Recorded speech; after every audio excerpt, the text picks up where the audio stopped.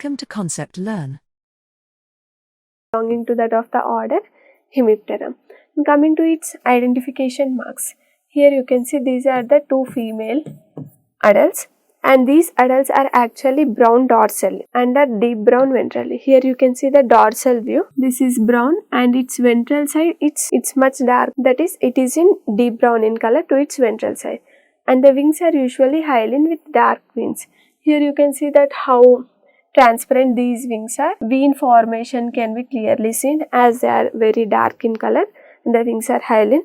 And here female usually exists in two types of forms, that is the Macropterus and Brachypterus. What are these? These are the existence of its wings forms. Based on its wing formation, these have been characterized as the Macropterus and the Brachypterus.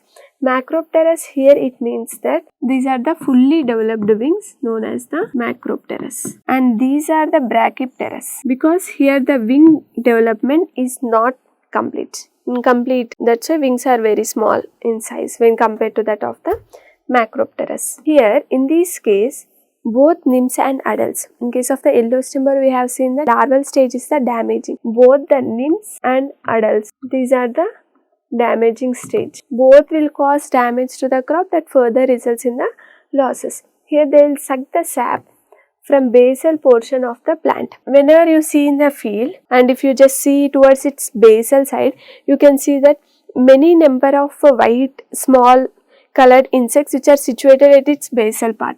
So this is the basal region of the paddy plant where you can see several number of white colored insects. These are nothing but the brown plant hoppers. There they will be clustering, means in some group, in several number they will be found at the base of the plant. So towards the base of the plant they will be sucking, both the nymphs and the adults, they will just suck the sap from the plant top tillers or the leaves.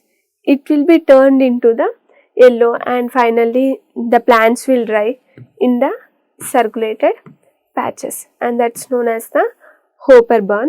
Here you can see that infection of these brown plant hopper usually spreads in terms of few circular patches, and even these sucking pest, while it is sucking pest, here you can see it is releasing the honeydew, and as such it releases the honeydew, promotes the development of, here you can see this black color cluster like formations upon this basal region, and that is due to the release of this honeydew further develops the presence of the sooty mold here, and that also leads to lowered photosynthesis within these plants. Coming to its management, it is recommended to go for heavier applications of the nitrogen fertilizers, and few of the resistant varieties have also been recommended here.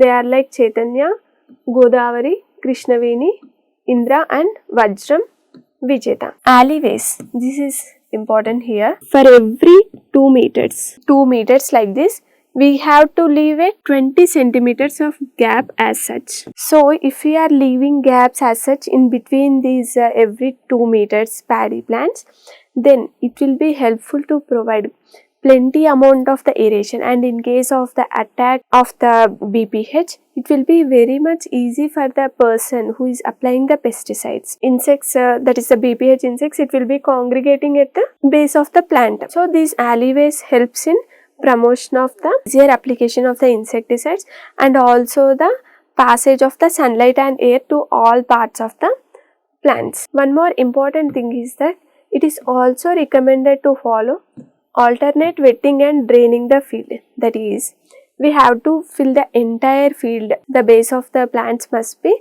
filled entirely with the water. Then those will be flooded within the water when they have filled up to that basal part. After they will be floating within the water. If we drain that water, means if we remove that water out of the field, insects also will be washed away along with water, and we have to dry it for. So like this, alternately if we are following this wetting and drying procedure, we will be able to manage the incidence of this BPH. Few natural enemies are also very much important, that is the spiders and mealybugs, coccinellids, natural enemies that helps in reducing these BPH populations, and the few of the parasitoids like Anagra species, Oligoceta and Haplogonotopus orientalis. Here whenever this 2:1 is the natural enemy to the parasitoid ratio. So if there are 2 natural enemies for every one insect, there is no need of carrying such kind of the management practices, that too especially with that of the chemicals. So when it is not in such a ratio, then we can further go for the